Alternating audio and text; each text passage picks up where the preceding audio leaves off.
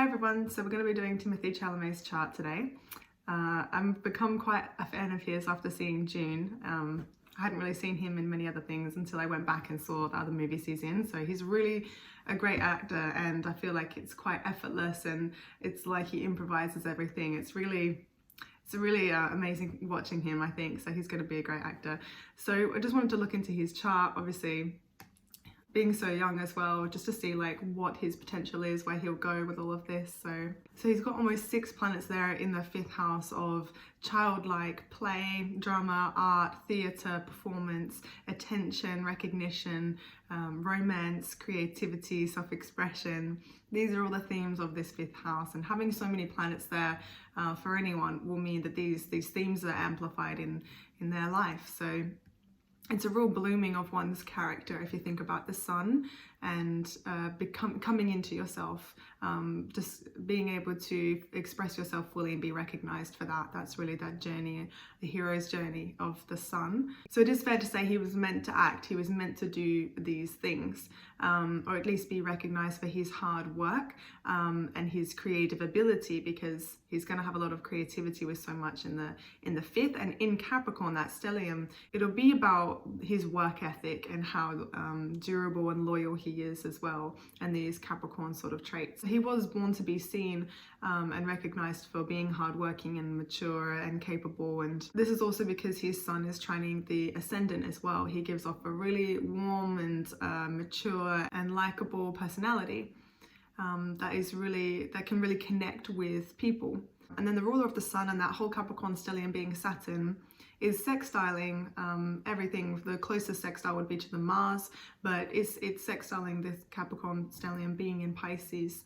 So it's Capricorn, the ruler, is supporting all of this. He's saying, yep, don't worry, you're gonna achieve many things, just keep working hard at it, and making sure he's maintaining this steady progress and commitment in these areas as well, and that he will take this creativity in his work very, very seriously. So just quickly looking at that Pluto right on the IC there in the 4th house.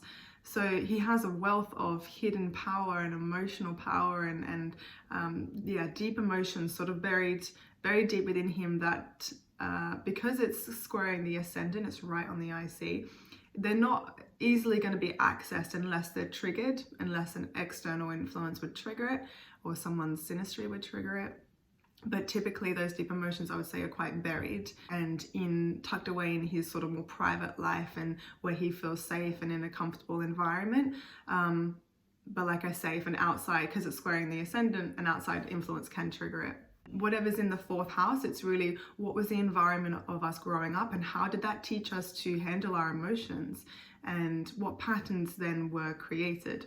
So maybe with Pluto, suppressed emotions, maybe within himself or the family, maybe some power struggles or secrets in the family, or this can also be a domineering or maternal influence if the mother was quite intense, and it could just mean like very motherly, very a little bit controlling.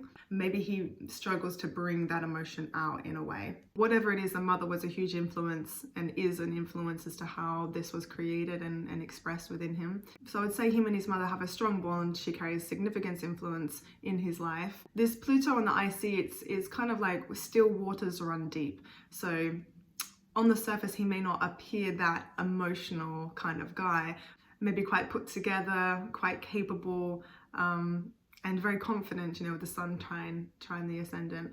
But his insecurities will come out. It's just he's quite young still. So with the maturity, he'll become very confident.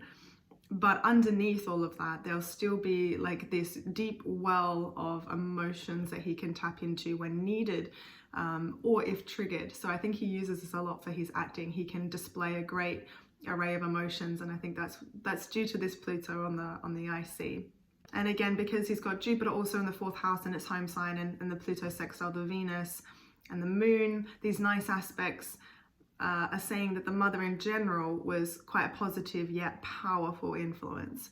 So particularly with acting and learning how to accept and express maybe his creative abilities and his emotions, The moon is also sextile that Neptune. That's his artistic ability. I think the mother was a real influence for him in this area, and maybe even helped develop his acting skills.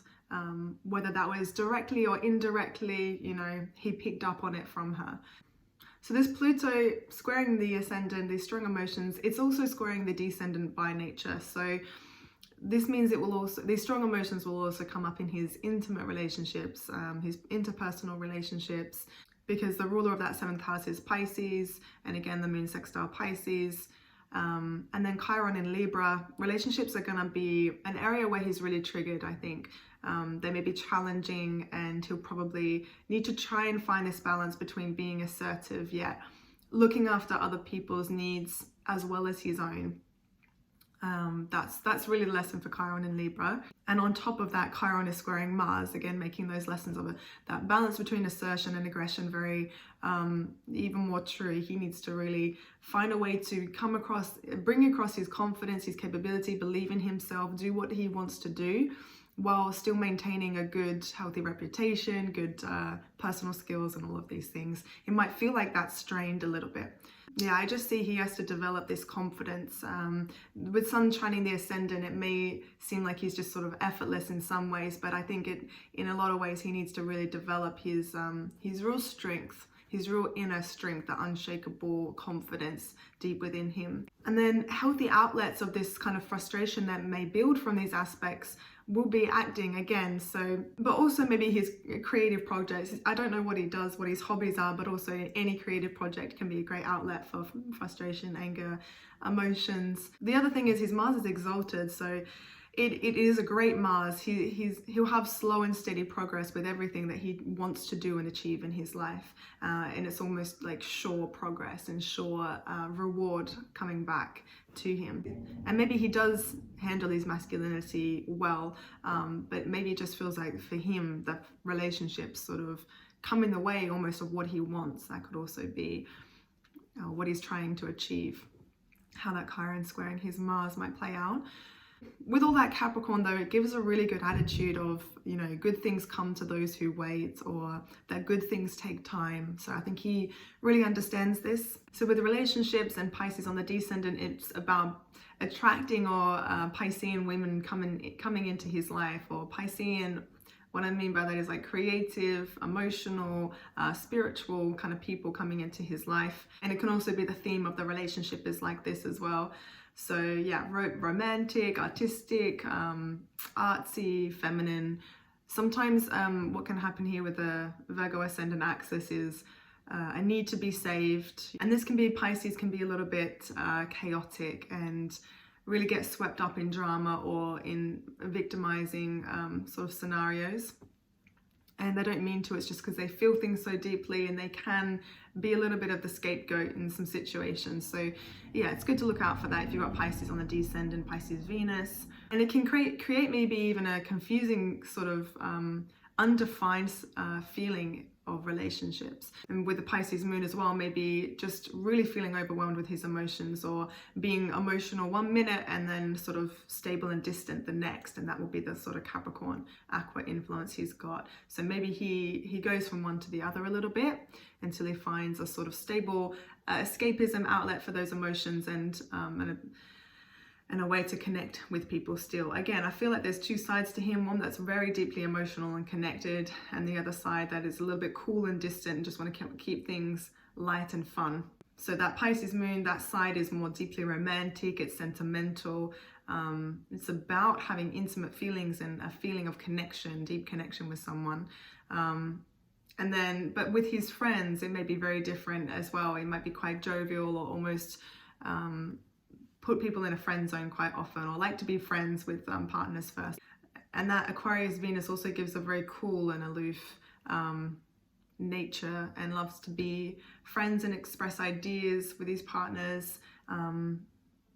But to the partners, it can sometimes feel like it's a bit impersonal. And that's if they don't get to see his more deeper side, of the more emotional side, if he's not that committed. I think with such strong emotions, these will need to be looked into and sort of reflected on and developed before it will be sort of helpful and nurturing in relationships for him. And this is because the moon often it's not always well expressed, just because it's based upon our habitual responses, our illogical and irrational side, that we learned growing up, the things that we learned growing up, and often defense mechanisms. We do have to work hard at our moon sign. It's just how it is to make sure that we're expressing our emotions in a healthy way. The other thing with having a Pisces moon is they do feel so intensely, and they kind of need that space and solitude to reflect and to feel their emotions and to process them. So back to his Capricorn side, his earthy sort of toned style suits him very well, obviously, and he's got the Virgo on the ascendant. It's a dominating part of his character. A lot of his character will consist of discipline and maturity, quality, effort, responsibility, ambitiousness, and dependability. These are like sort of core values and parts of his character. And then the chart ruler being in Capricorn in that stellium as well. These are big themes for him. And I think with Mercury, it's how we speak, it's how we think. So he's going to need to have those qualities like that discipline and maturity with how he thinks and how he speaks and how he has conversations and brings across his ideas. That will be a major theme in his life. So how he articulates things and how he puts together his thoughts. So eventually it'll be what he says is very worthy of note and very listened to and respected. And that Mercury, the chart ruler, also has some influence from Mars and Neptune. So being conjunct Neptune, it can maybe mean he gets lost in his head a little bit and finds it hard to ground maybe his thoughts and what he's thinking and how to bring that across in a concise way. He maybe doesn't always know the best way how to say something. He can feel it, but maybe to say how would take a little bit more effort. And he can be very sensitive to words and other people's words and what they say. And then maybe judge himself a little bit harshly later as well. That's definitely a Capricorn trait. So he might judge himself for saying the wrong thing. And then conjunct Mars. Well, Mercury-Mars conjunction just means his mind never switches off, really. So there's a constant mental chatter and commentary that sort of happens. It makes him a very quick thinker, very quick to react, quick to think of things, very agile, very physically agile as well, and athletic. So Mars will bring in that athleticism as well. An exalted Mars is great. He's got good amount of energy. It's just a constant source of energy, unlike like a Mars in Aries, where it's like quick bursts of energy. He can have sustainable energy, basically, that he can use to get things done.